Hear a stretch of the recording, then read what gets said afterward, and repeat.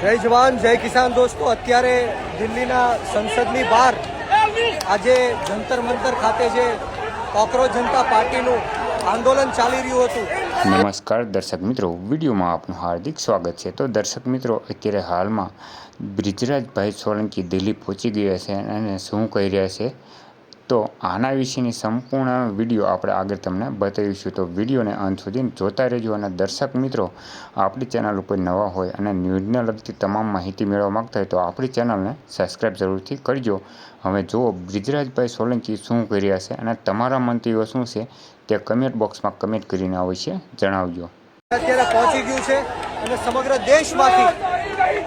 દેશમાંથી આજે લાખો યુવાનો સંસદ ખાતે પહોંચીને પોતાનો વિરોધ નોંધાવી રહ્યા છે. માત્ર આ દેશના યુવાનોની એક જ માંગ છે કે ધર્મેન્દ્ર પ્રધાન જે શિક્ષા મંત્રી છે એમનું રાજીનામું લેવામાં આવે.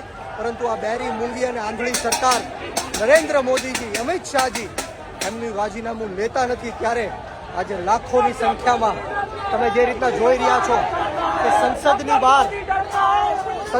બહાર આ પ્રોટેસ્ટ છે એ પહોંચી ગયું છે.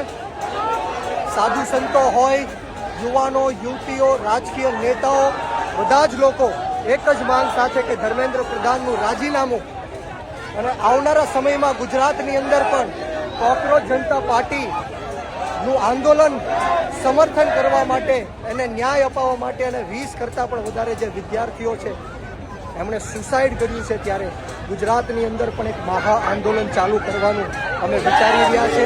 આવનારા દિવસોમાં ગુજરાતમાં પણ આ નીટના પેપરના કારણે, લીક થવાના કારણે જે 20 યુવાનો અને યુવતીઓ સુસાઇડ પામ્યા છે, સુસાઇડ કર્યું છે, એમના સમર્થનમાં ગુજરાતમાં પણ એક મહા આંદોલન કરીશું. તમે જે રીતના જોઈ શકો છો કે આ સંસદની બહાર અમે પહોંચી ગયા છે અને હજારોની સંખ્યામાં પોલીસનો કાફલો તૈનાત થઈ ચૂક્યો છે અને લાખોની સંખ્યામાં આખા દેશમાંથી યુવાનો આજે દિલ્હી ખાતે પહોંચ્યા છે.